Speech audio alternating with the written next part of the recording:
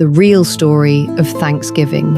For source material, I rely on the accounts of William Bradford, Governor of the Plymouth Bay Colony for 30 years between 1621 and 1656.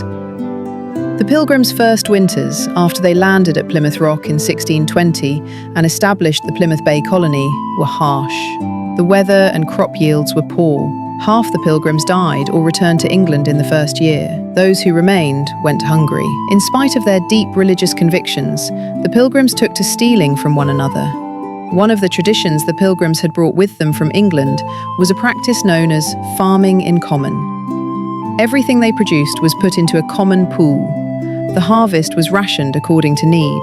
Bradford recounts, "For this community, so far as it was found to breed much confusion and discontent, and retard much employment that would have been to their benefit and comfort." Bradford writes, "Young, able-bodied men resented working for others without compensation. They thought it an injustice to receive the same allotment of food and clothing as those who didn't pull their weight." After the Pilgrims had endured near starvation for 3 winters, Bradford decided to experiment when it came time for spring planting in 1623.